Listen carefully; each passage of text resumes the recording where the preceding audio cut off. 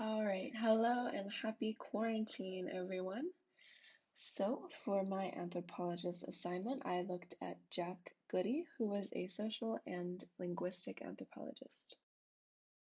So, Goody was born in London in the United Kingdom in 1919. His official birth name was John Rankine Goody, but he's just known as Jack Goody.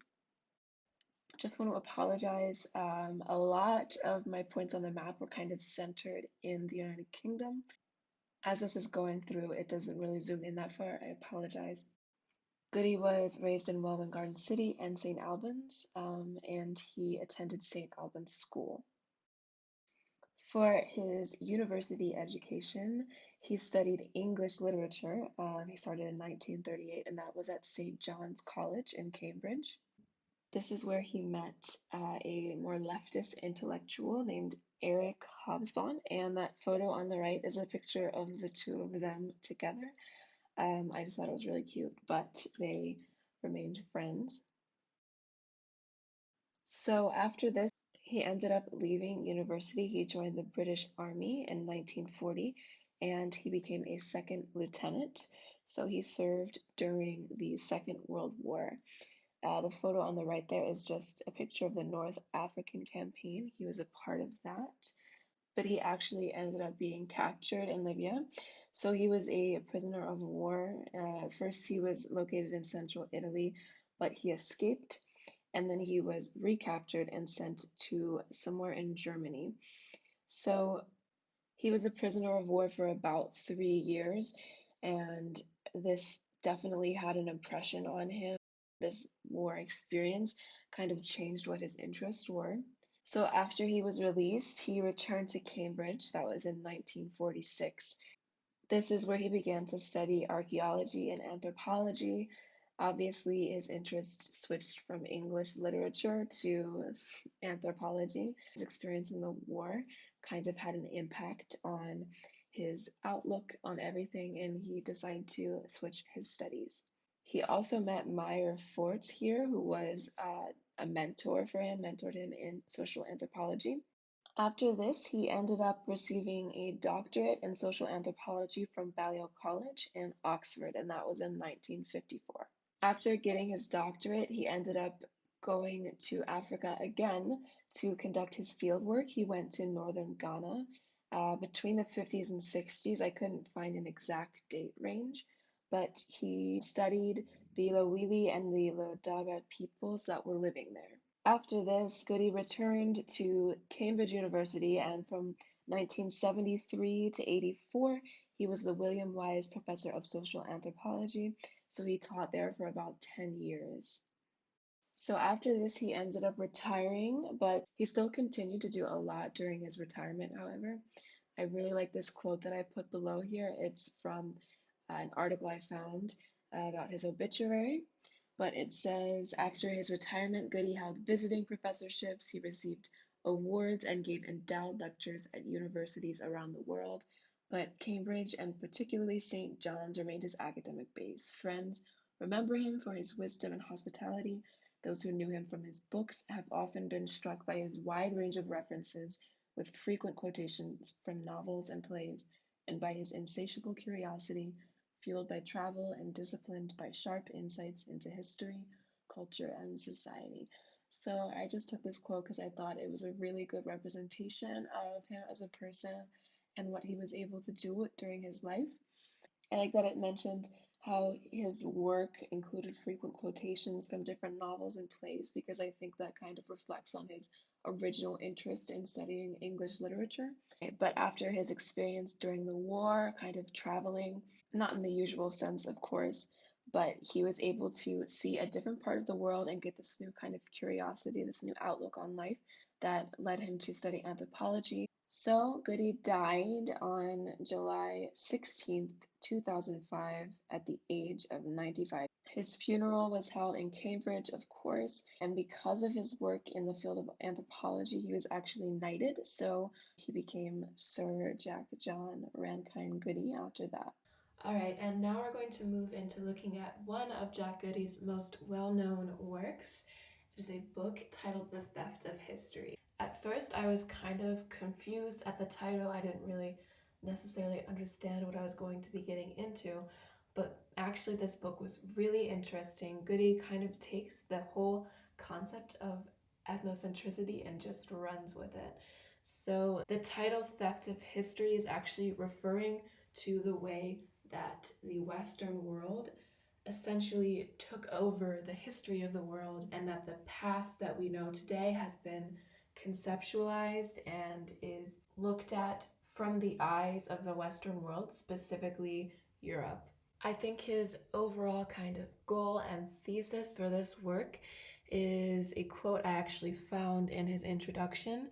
He says, "My own aim is to show how Europe has not simply neglected or underplayed the history of the rest of the world, as a consequence of which it has misinterpreted its own history, but also how it has imposed historical concepts and periods that have aggravated our understanding of Asia in a way that is significant for the future as well as for the past." He also does mention in his introduction something that I think is pretty important, but he basically states that all human societies display a certain measure of ethnocentricity. He words it saying, "Ethnocentricity is not, quote, a purely European disease." So he does bring attention to the fact that Europe is certainly not the only country that is at fault and the only country that has ever shown a ethnocentric mindset and outlook. This book, while it was really interesting, was a lot to digest. I think it was almost 400 pages, and I'm going to try really hard right now to kind of sum it up. This is going to be a little difficult, so bear with me. But basically, the book is divided into 3 parts, and I'm going to try and explain a little bit of all of those parts. The first part I thought was the most interesting. He explains how the way that our history of the world is structured in many ways has been influenced greatly by European history in itself. If you look at things like time and periodization, even language and writing, all these different aspects are things that we've appropriated from European cultures in the past. I think the most interesting sections of this first part were the fact that he mentioned even time itself, how our concept of time has very much been derived from Western society. By that, I mean mainly Christianity. We have a 7-day week now, which is something that we don't really question, but is something that comes from the Christian religion. In some Asian cultures, it was 10-day weeks. Some places in Africa had 3, 4, or 5-day weeks. But because of conquest and colonization, the more Christian way of keeping time definitely took over the world as well in that sense. We have a 7-day week. We have a Sunday that's more of a rest day. Even the birth of Jesus literally stopped and started time again. We also see that across the world people recognize holidays such as Christmas and Easter, Halloween, when these are things that Christianity originally incorporated from pagan traditions. Goody also mentioned the fact that the way we periodize the history of the world is very much defined in a European context. These periods of time such as antiquity and the Middle Ages and feudalism, these are all things that are defined by Western sequences, when in reality, you can't take the history of the entire world and define it into periods that are only contextual to European history. So again, there was a lot in this part of the book. He talked about language and writing and the Minoans being this whole independent society, when in reality they were actually dependent on other countries. There's just so many things that he brought up in this part that I thought were super interesting. The second part he titled 3 Scholarly Perspectives, and he was basically taking the works of 3 major historians and analyzing them, disproving them in a sense, showing how they were not being as culturally relativist as they could have been. In some ways, it's obvious that Europe obtained an advantage following the Industrial Revolution and even the Renaissance, but these scholars are kind of explaining this advantage in a way that appears to be culturally relative when it's not actually. So this part of the book, he's kind of just criticizing their work. The third part was titled Institutions and Values, and he basically just tore apart all these values that we consider to be originated from Europe, when in reality things like humanism, democracy, individualism, equality, freedom, charity, these are all things that Europe tries to claim that it invented, when in reality all of these terms are very much relative. He says that the West kind of hijacked these values and tried to claim them to Europe's own uniqueness, when in reality These things were shown across the world in different ways depending on the culture. And just as an example, we think that our modern day concepts of economy and politics, things like democracy and freedom, we think that they were all appropriated from and originated in Greek culture. But again, these things are relative. Freedom for one group just means oppression of another. While Greece seemed to be making all of this progression towards freedom, at the same time, slavery still existed. So all these values are relative, and it's impossible for Europe to kind of just claim them as its own. He even talks about love and different forms of love and just the idea of love itself, how it's been made out to be this purely Western phenomenon when the emotion is present all over the world. He mentions that if love was to be uniquely European and claimed as a European emotion in any sense, it would be the fact that love has many political implications. It was used to develop capitalism, it was used to support imperialism and colonization and all these things. So he brings up a lot of these good points as well. Throughout the book as a whole, he does use a bunch of references. He does a very good job of quoting other scholars, disproving them, not even just in the second part. But overall, the basic point of his book was to prove the domination that the Western world, and especially Europe, had over accounts of the history of the world as a whole. I just wanted to end with just a couple more quotes from the book that I thought were pretty interesting. He said towards the middle that in the present case, the West assumes a superiority and projects that superiority back in time, creating a teleological history. The problem for the rest of the world is that such beliefs are used to justify the way, quote, others are treated, since those, quote, others are often seen as static, as being unable to change themselves, certainly without help from the outside. I like this quote because it really kind of brought out how the West used the idea of colonial conquest, making it seem like an act of love and compassion for other people, when in reality they just thought they were less than and savages and just wrong completely, and that they needed help, they needed to be changed, they needed to be converted.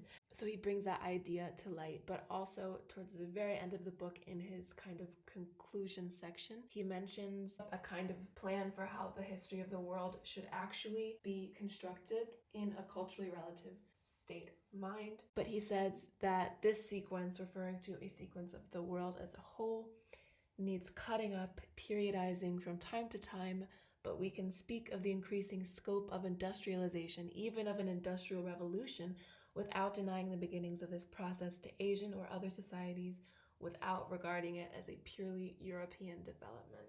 So I tried to make that as brief as I could, but that's basically a summary of his book as a whole. I do have listed below that another name of one of his academic papers that he wrote, but after I started reading into the theft of history, I realized that this book was going to be enough.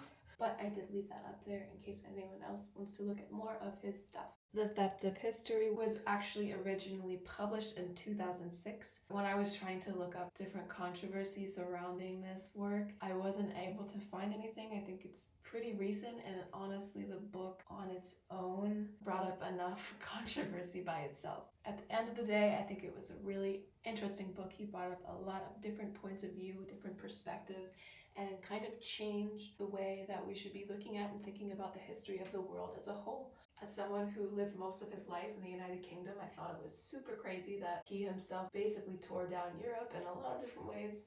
Anyways, that's basically everything I have to say for today. Hopefully you guys enjoyed listening to this video and you learned something new surrounding Jack Goody as a whole, ethnocentric outlooks, the history of the world, the impact of the Western world on the rest of the world.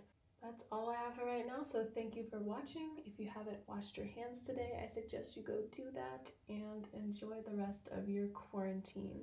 Bye guys!